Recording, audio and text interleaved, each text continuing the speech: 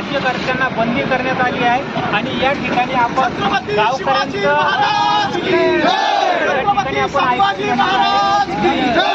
Doctor Babasaheb आंबेडकरांचा मत जाणून घेणार आहोत।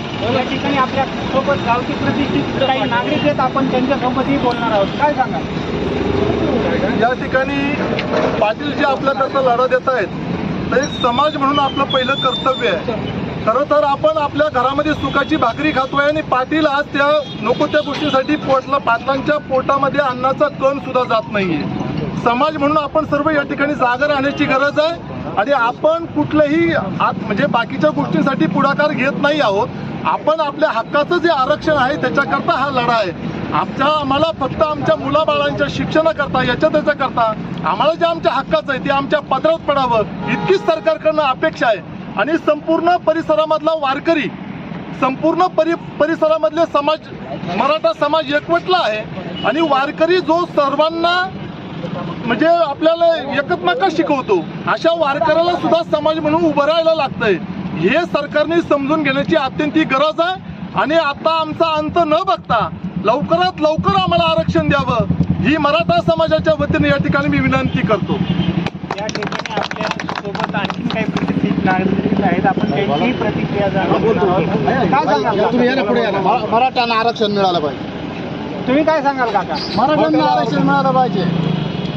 परिस्थिती सांगा आधी घराची। या ठिकाणी आपल्याला नितीन डांगे पाटील राम कुर्डळकर आहेत, आपण त्यांची प्रतिक्रिया जाणून घेणार आहोत। काय सांगाल सर? एक मराठा लाख मराठा मनोज जरांगे पाटील हा मराठा समाजाचा क्रांतीसूर्य गेल्या अनेक दिवसापासून उपोषण करत आहे। सुरुवातीला 17 दिवस अन्न पाणी सोडल्यानंतर मनोज जरांगे पाटलाला महाराष्ट्र सरकारने यांना त्या कारणाने अनेक आश्वासनं दिले आणि मराठा समाजाला आम्हाला तुम्ही 1 महिन्याचा वेळ द्या म्हणून राज्य सरकारने मनोज जरांगे पाटलांकडे वेळ मागून घेतली।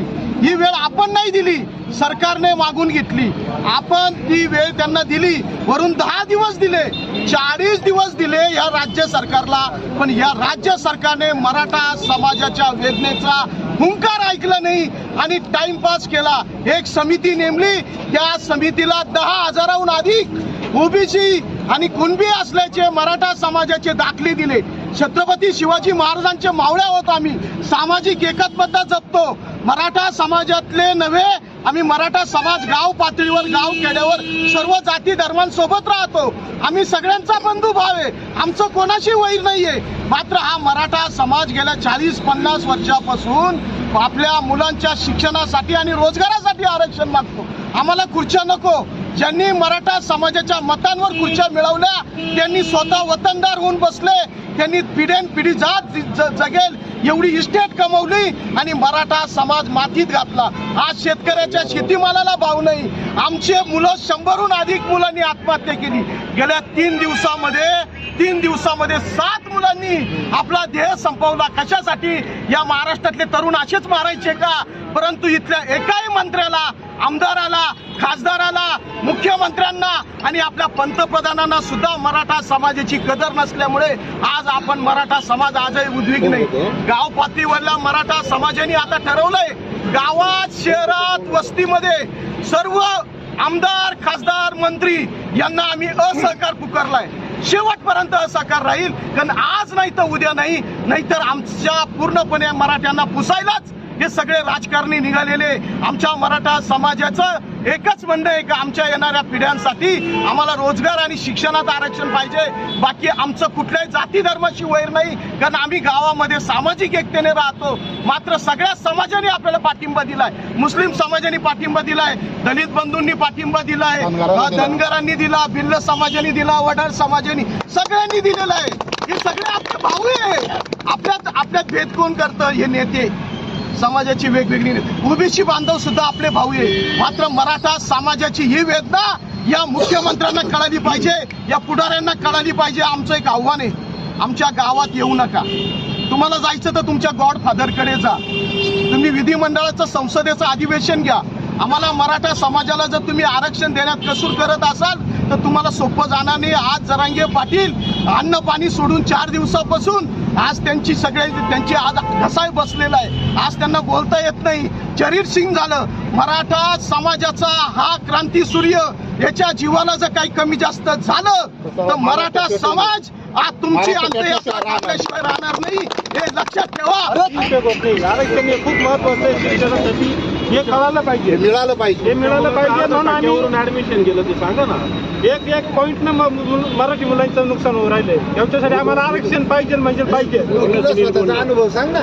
माझ्या मुलीला 95% असून सुद्धा फक्त 1 पॉईंटनं मुलीला खाली जावं लागलं, फक्त आरक्षण नसल्यामुळं. बाकीचे मुलं पुढे जातात. मराठा मुलांचं खूप नुकसान होत आहे. आपण पाहू शकतो की शिक्षणामध्ये आरक्षण नसल्यामुळे मराठा मुलांची विडंबना होताना दिसते. या ठिकाणी आणखीन दुगावचे काही नागरिक आहेत, त्यांची प्रतिक्रिया जाणून घेणार आहोत. काय सांगतो? आरक्षण आज मराठा समाजासाठी असं गरजेचं आहे की मराठा समाजाची मुलं आज चांगल्या गुणवत्तेनं येऊन सुद्धा आरक्षण नसल्यामुळे ते कुठंतरी मागं पडतायत. आणि जरी आता मी बघतोय टी व्हीवरती का बरेच पुढारी म्हणतात का मराठा समाज हा मागासलेला नाही आहे, पण तुम्ही वस्तुस्थिती ही ग्राउंडवर येऊन जर तेव्हा तुम्हाला कळेल का आज शेतकऱ्यांची सुद्धा अशी परिस्थिती आहे का मुलांना ते शिकू पण शकत नाही. आणि कशाच्या आधारे सर्व पुढारी म्हणतात की मराठा समाज हा पुढारलेला आहे. हे प्रस्थापित पुढाऱ्यांच्या बाबतीत असू शकतं, पण आज तुम्ही शेतकरी समाजाची जर व्यथा बघितली तर खूप म्हणजे खूप दयनीय आहे. आता असं झालंय का शेतकरीच्या पोटी जन्म घेऊन काही चूक केली का, काही पाप झालं का असं वाटायला लागलंय आज. त्याच्यामुळं आरक्षण हे मराठा समाजाची आज काळाची गरज आहे. मराठा समाजाला खरंच आता आरक्षणाची गरज आहे. जे पुढारी आहेत त्यांना आरक्षण आहे. तुम्ही बघा, आमदार खासदार हे सगळे कुणबी आहे, पण जे स्थानिक मराठा आहे यांनाच आरक्षण नाही. ज्यांना आरक्षणाची गरज आहे त्यांना आरक्षण नाही आणि भलत्यांनाच आरक्षण आहे. जर तुम्ही आता आरक्षण दिलं नाही या सरकारने, हे सरकार तर पहिलं थोतांडे, हे सरकारच नको होतं. पण काही पुढारी काही पुढारी या सरकाराच्या लोभी पडून मंत्रिपदाची त्यांना आशा आहे, पण हे सरकारला मंत्रिपदही भेटणार नाही, काहीच भेटणार नाही. सगळ्यात थापड्या असेल तर मोदी. आज मोदी शिर्डीला आला आणि शिर्डीला येऊन मराठा आरक्षणाचा काही विचार न करता फक्त प्रगती, काहीच प्रगती नाही, सगळं खोटं बोलून मराठा समाजाला वेड्यात काढून आता हे चालणार नाही. जर तुम्ही जरांगे पाटलाचं ऐकलं नाही तर खरंच या महाराष्ट्रात रक्ताची पूर वाचली. सरकारला आता जाग आली पाहिजे. यानंतर शिवचरित्रकार डांगे पाटील यांची प्रतिक्रियाही आपण या ठिकाणी जाणून घेणार आहोत. काय झालं? मी ग्रामीण भागातील सगळ्या तरुणांना एक आव्हान करू इच्छितो. काय करायचं हे फक्त मी तुम्हाला सांगतो की आता एक खूप निर्वाणीची वेळ आलेली आहे. जरांगे पाटील 4 दिवसापासून तिथं बसलेले आहेत. 4 दिवसापासून त्याच्या पोटामध्ये अन्नाचा कण नाही, पाण्याचा थेंब नाही. सगळ्या मराठा तरुणांनी गाव जागा केलं पाहिजे. मराठा जागा घ्यायला दिसला पाहिजे. जरांगे पाटील सांगतील ते धोरण आणि जरांगे पाटील बांधतील ते धोरण, याच पद्धतीने आपल्या येणाऱ्या काळामध्ये वाटचाल असली पाहिजे. मराठ्याला कुणबीची सर्टिफिकेट महाराष्ट्रामध्ये मिळालीच पाहिजे आणि मुळात त्या सरकारकडे मागायची गरज नाही. 400 वर्षापूर्वी तुकाराम महाराजांनी बरं झालं देवा कुणबी केलं, नाहीतर दंबेच्या असतो मेलं. ते तुकाराम महाराजांनी आम्हाला कुणबीचं सर्टिफिकेट दिलं. अरे आमचा बाप छत्रपती शिवाजी महाराज स्वतः कुणबी होता. कुणबीचे सर्टिफिकेट तुम्हाला द्यायला अडचण काय आहे? पण माझी या निमित्तानं एक मागणी अशी आहे की मराठा समाजाचे जवळजवळ 164 आमदार, विधानसभेत 164 आमदार आहेत, 25 खासदार भावांनो मराठा समाजाचे आहेत. मुळात मी या मीडियाच्या माध्यमातून सरकारकडे आणि कोर्टाकडे एक मागणी अशी करतो की पहिल्यांदा हे मराठ्यांच्या पोटचे आहेत का, ज्यांचा DNA रिपोर्ट पहिल्यांदा,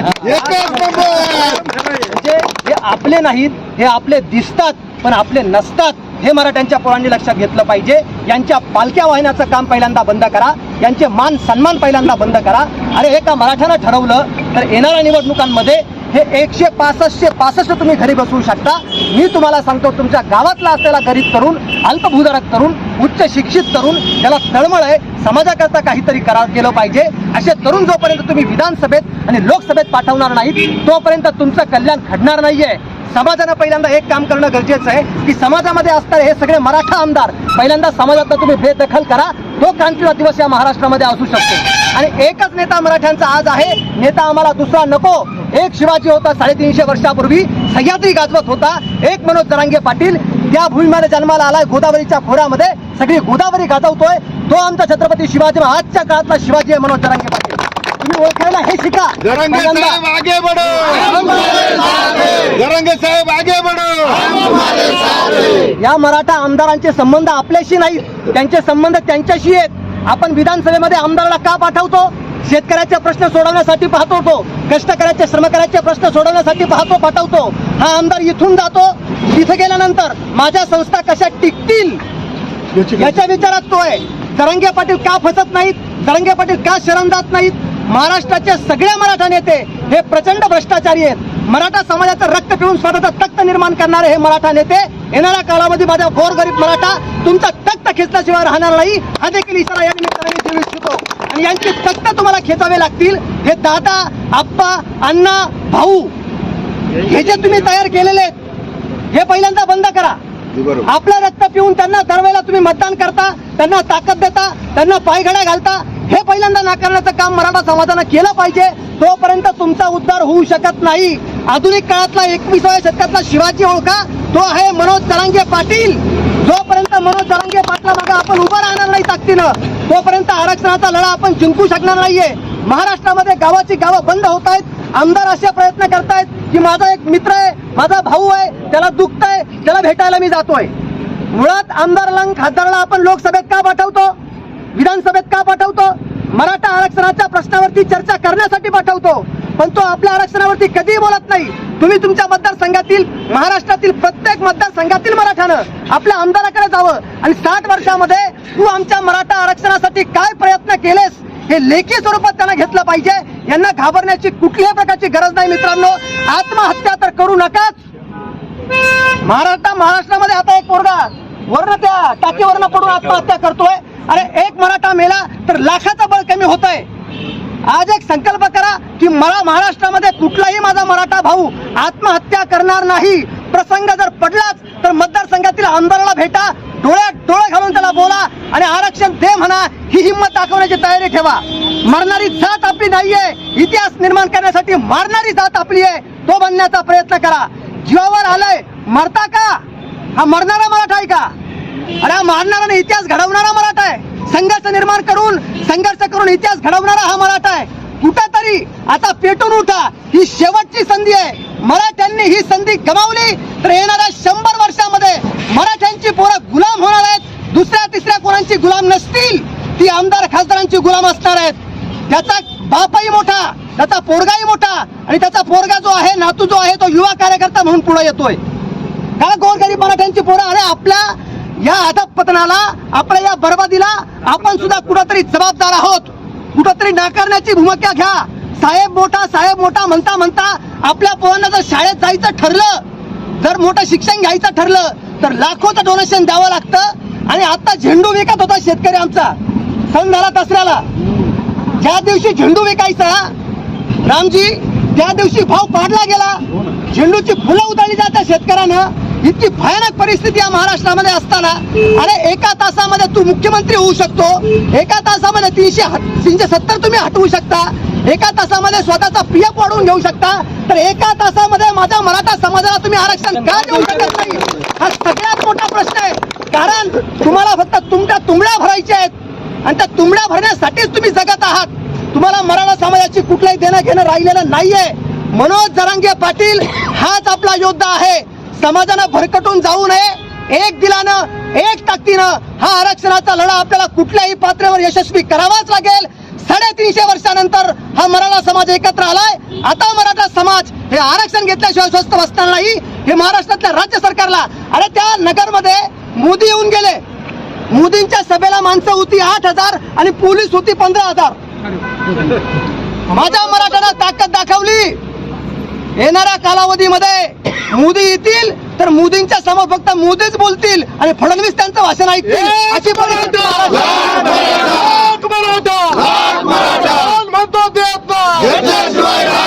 आणि त्यांनी असंही समजू नये की मराठा एकटा पडलाय. प्रत्येक समाजातील गोरगरीब जो माणूस आहे तो माझ्या मराठा समाजाबरोबर उभा आहे. या देशामध्ये डॉक्टर बाबासाहेब आंबेडकरांचे नातू आदरणीय प्रकाश आंबेडकर मराठा आरक्षणाला पाठिंबा दिलेला आहे. ती माणसं आपली आहेत. धनगर समाज पूर्णपणे आपल्याला पाठिंबा देतोय. गोरगरीब बहुजन समाज आपल्या मागे उभा राहिलेला आहे. या गोरगरिबांचा जो योद्धा, गोरगरिबांचं जे संघटन आहे ते असं मजबूत ठेवा. यांना बरोबर घ्या आणि मग सरकारच्या अंगावर चालून जा. तुम्हाला आरक्षण कसं मिळत नाही तेच आपण येणाऱ्या कालावधीमध्ये बघू आणि संघर्ष करू. जय जिजाऊ जय शिवराय. एक मराठा एक मराठा. छत्रपती शिवाजी महाराज की जाता जाता हा आक्रोश सरकारने अगोदर समजून घेण्याची गरज आहे. सरकारने आपल्या संवेदना जिवंत ठेवा. आतापर्यंत आम्ही शांततेत मोर्चे करत आहोत. आंदोलनाच्या ठिकाणी गोळीबार करून संतप्त वातावरण सरकारने केलंय. समाजानं मराठ्यांना अजून कुठेही संतप्त वातावरण तयार केलं नाही. मराठा समाज जोपर्यंत शांत आहे तोपर्यंत सरकारने समजून घेण्याची गरज आहे आणि प्रस्थापित असणाऱ्याने समाजाचे नेते म्हणून मिरवणाऱ्यांनी समजून घेण्याची गरज आहे. आज ते शांततेच्या वातावरणामध्ये गावोगावी बोर्ड गावोगावी बॅनर लागत आहेत की गावामध्ये राजकीय पुढाऱ्यांना प्रवेश नाही म्हणजे नाही. जोपर्यंत आरक्षण नाही तोपर्यंत प्रवेश नाही. ही समजून घेण्याची गरज आहे आणि आमच्या संवेदना समजून घ्या. जोपर्यंत समाज शांत आहे तोपर्यंत समजून घ्या. नाहीतर आम्हाला गळा भेट घेताना दगा करणाऱ्याला फाडता सुद्धा येतं हे राजकारणी पहिलं समजून घ्या. अरे छत्रपतींचे मावळे आम्ही दुबळे आम्हा समजू नका. चिंधड्या उडून टाकील नाद आमचा करू नका. आमचा नादच खुला. छाती ठोकून सांगतो छत्रपती शिवबांचा मावळा. छत्रपती शिवाजी महाराज की. प्रस्थापित राजकारण्यांनी प्रस्थापित नेत्यांनी पहिल्यांदा आमचा आक्रोश जनसमाजाचा आक्रोश समजून घ्या. आमच्या वाटेवरती येऊन आमची वाटमारी करणाऱ्याच्या वाटेवरती जाऊन त्याची वाट लावल्याशिवाय मराठा समाज पुन्हा आपल्या वाटेवर परतत नाही हे पहिल्यांदा राजकारण्यांनी समजून घेतलं पाहिजे. आणि ह्या भावना समजून पहिल्यांदा आमच्या जरांगे पाटलाला थोडा जरी दगा फटका झाला तर याला सर्वस्वी जबाबदार फक्त आणि फक्त आता प्रस्थापित असणारं सरकार असेल ही या निमित्ताने मी सांगतो. आणि समाजाच्या भावना समजून घ्या आणि लवकरात लवकर आरक्षण पुढे करून सर्वांना ओबीसी दाखले देऊन आणि त्याचप्रमाणे या दुगाव गावातील संपूर्ण परिसरामधील ओबीसी सर्व समाज असेल आमचा बौद्ध समाज असेल सर्व समाजातील लोक या ठिकाणी एकत्रित येऊन यासाठी पाठिंबा देत आहेत. हे पहिलं सरकारने समजून घ्या. तुम्ही उगाच ओबीसी उगाच समाजामध्ये वाद करून तेढे निर्माण करू नका. आम्ही शांत आहोत. आम्हाला शांत राहू द्या. अरे कोण म्हणतो देत नाही. कोण म्हणतो देत नाही. आरक्षण आमच्या हक्काचं नाही कुणाच्या बापाचं. आपण पाहू शकतो की दुगावकरांनी जरांगे पाटलाला पाठिंबा दिलेला आहे आणि या ठिकाणी राज्यकर्त्यांनी लवकरात लवकर हा आरक्षणाचा विषय निकाली काढावा. मी ज्ञानेश्वर सुरासेसह विक्रम गायधनी आपला महाराष्ट्र.